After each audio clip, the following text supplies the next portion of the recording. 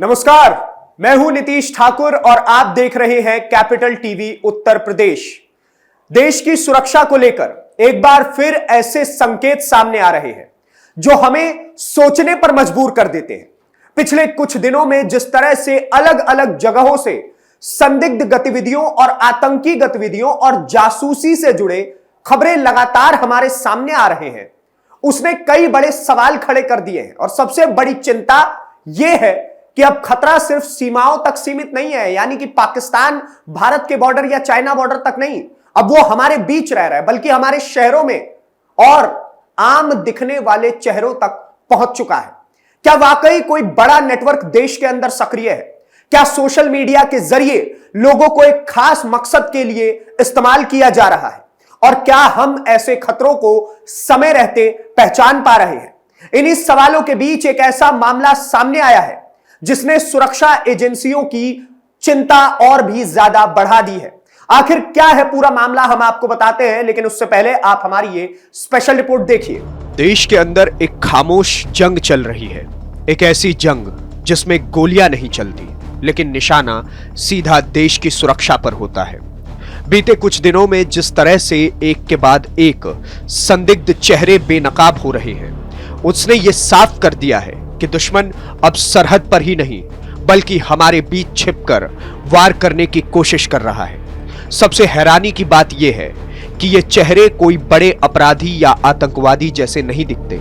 ये आम लोग होते हैं जो हमारे ही आसपास रहते हैं, लेकिन इनके इरादे और इनके कनेक्शन कहीं और से जुड़े होते हैं। सवाल यह है कि आखिर ये खेल कौन खेल रहा है?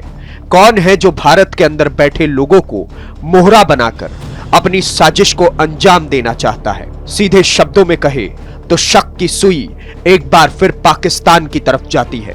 वही पुराना तरीका, वही पुरानी साजिश, फर्क सिर्फ इतना कि बंदूक नहीं, अब हर जगह मोबाइल और सोशल मीडिया के युद्ध लड़े जा रहे हैं। अब जासूसी के लिए सीमा पार से घुसपैठ की जरूरत नहीं, बल्कि फेसबुक और व्हाट्सएप के जरिए लोगों को फंसाया जा रहा है। यानी खतरा सिर्फ बाहर से नहीं है, अंदर से भी है। और अगर समय रहते इसे समझा नहीं गया तो यह खामोश जंग और भी खतरनाक रूप ले लेगी। देखिए हमारी ये खास रिपोर्ट। देश की सुरक्षा से जुड़ी एक ऐसी खबर सामने आई है जिसने एक बार फिर कई सवाल खड़े कर दिए हैं। बीते कुछ दिनों से लगातार देश के अलग अलग हिस्सों से जासूसी और संदिग्ध गतिविधियों से जुड़े मामले सामने आ रहे हैं, और अब इस कड़ी में एक नया नाम जुड़ गया है। नाम है मीरा ठाकुर उर्फ हरिया। उत्तर प्रदेश के मथुरा से गिरफ्तार की गई मीरा ठाकुर पर आरोप है कि वो देश के संवेदनशील इलाकों की तस्वीरें लेकर के उन्हें सोशल मीडिया के जरिए पाकिस्तान के हैंडलर्स तक पहुंचा रही थी। सुनने में यह एक आम गिरफ्तारी लग सकती है आपको, लेकिन जब इस कहानी की परतें खुलती हैं तो तस्वीर कहीं ज्यादा खतरनाक नजर आती है। सबसे चौंकाने वाली बात यह है कि कोई पहली घटना नहीं है ये। पिछले एक हफ्ते के अंदर ही देश के अलग अलग हिस्सों से ऐसी कई मामले सामने आए हैं, कभी आसाम से, कभी गाजियाबाद से और कभी कहीं और से, जहां आम दिखने वाले लोग अचानक देश की सुरक्षा के लिए खतरा बनकर के सामने आ रहे हैं। सवाल यह उठता है कि आखिर यह नेटवर्क कितना बड़ा है? क्या यह सिर्फ कुछ लोगों की हरकत है या फिर इसके पीछे कोई संगठित साजिश काम कर रही है? क्या इसके पीछे पाकिस्तान की कोई बड़ी साजिश है? मथुरा से गाजियाबाद तक पहुंची इस कहानी में कई ऐसे किरदार सामने आ रहे हैं जो दिखने में आम है, लेकिन उनके कनेक्शन बहुत खतरनाक है। पुलिस की शुरुआती जांच में जो सामने आया है वो सिर्फ शुरुआत है, असली कहानी अभी खुलनी बाकी है। सूत्रों के मुताबिक जब पुलिस ने मीरा ठाकुर को हिरासत में लिया तो शुरुआत में मामला घरेलू विवाद जैसा लग रहा था। खुद उसके परिवार को भी यही लगा कि पति से किसी झगड़े की वजह से पुलिस उसे पूछताछ के लिए ले गई है, लेकिन जैसे ही मोबाइल डेटा खंगाला गया, मामला पूरी तरीके से पलट गया।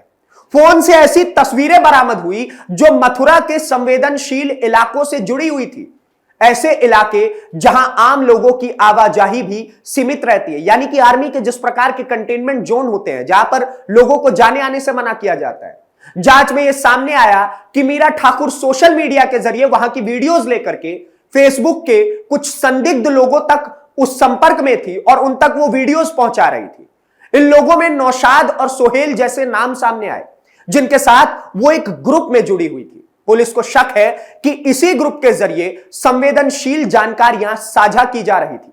अब यहां सबसे बड़ा सवाल यह है कि आखिर एक महिला जो कभी मैकेनिक का काम करती थी और बाद में ई रिक्शा चलाने लगी, वो इस तरह के नेटवर्क का हिस्सा कैसे बन गई?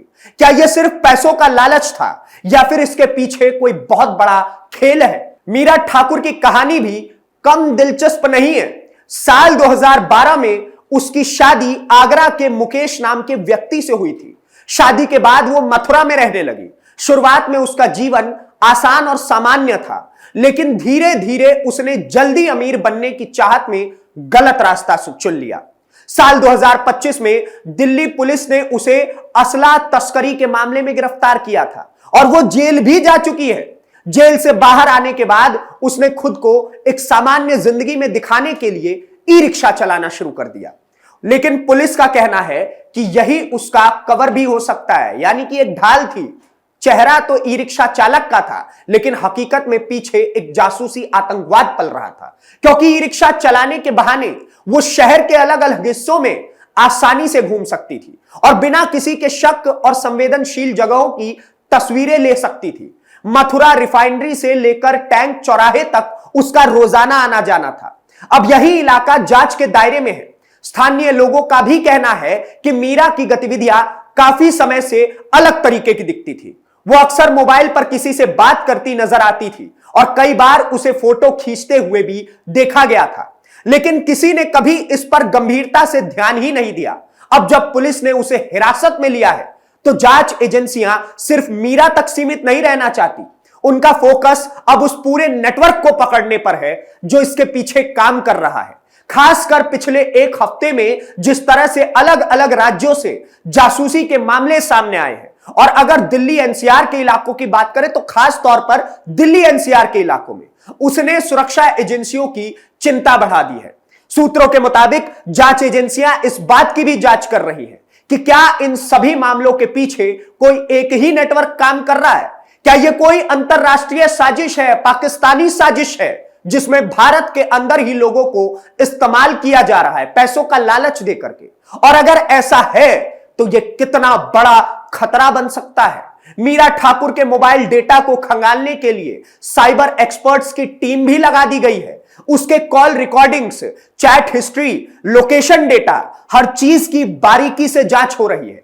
पुलिस यह जानने की कोशिश कर रही है कि उसने अब तक कितनी जानकारियां शेयर की हैं और वो जानकारी किसके पास पहुंच रही है। एक और अहम पहलू यह है कि सोशल मीडिया प्लेटफॉर्म्स का इस्तेमाल अब सिर्फ आम आदमियों के बातचीत या मनोरंजन तक सीमित नहीं रहा। दुश्मन देश पाकिस्तान या आतंकी संगठन अब इन्हीं प्लेटफॉर्म्स का इस्तेमाल करके भारत के अंदर अपने नेटवर्क को मजबूत करने की कोशिश कर रही है।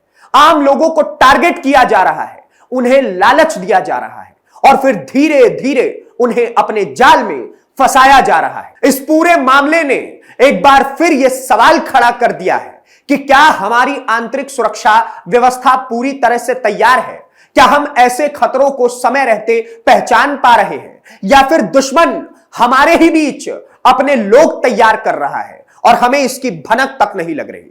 मीरा ठाकुर का मामला सिर्फ एक आम केस भर नहीं है, यह एक चेतावनी है, एक ऐसा संकेत जो यह बताता है कि खतरा अब सीमा पर ही नहीं बल्कि हमारे शहरों, मोहल्लों तक पहुंच चुका है और अगर समय रहते इसे नहीं रोका गया तो इसके गंभीर परिणाम हो सकते हैं। फिलहाल पुलिस और जांच एजेंसियां अपने स्तर पर पूरी तरीके से कोशिश कर रही है कि इस मामले की और ज्यादा तह तक पहुंचा जा सके, लेकिन असली चुनौती तब होगी जब इस पूरे नेटवर्क का पर्दाफाश होगा।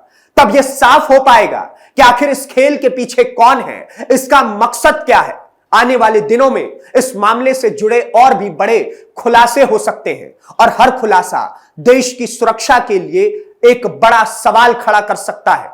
इसलिए यह खबर सिर्फ एक गिरफ्तारी भर नहीं है, यह एक बड़ी साजिश की झलक है जिसकी पूरी तस्वीर अभी सामने आना बाकी है। यह ऐसे सवाल खड़े करता है कि आखिरकार क्यों हमारे ही देश के लोग आतंकी बनकर के हमारे ही देश के विरुद्ध इतनी बुरी साजिशें रच रहे हैं। ये एक तस्वीर भेजने भर की खबर नहीं है। ये खबर इस चीज की है कि कैसे एक तस्वीर पाकिस्तान भेजी जाएगी, वहां से लश्करों और आतंकियों की टोली भारत आएगी और जहां की तस्वीर भेजी गई थी वहां पर आकर के बड़े बड़े बॉम्ब ब्लास्ट किए जाएंगे। हमारे देश के लोगों को मारा जाएगा, उनकी जान ले ली जाएगी, उन आम लोगों की जान जिनका इस सबके बीच में कोई कसूर ही नहीं है। लेकिन हमारी देश की सुरक्षा एजेंसियां लगातार इस प्रकार की खबरों पर नजर बनाए हुए हैं, जानने का प्रयास कर रही है कि आखिरकार क्यों ऐसे आतंकी हमारे बीच में पनप रहे हैं और इनके पीछे की साजिश क्या है। आखिरकार पाकिस्तान क्यों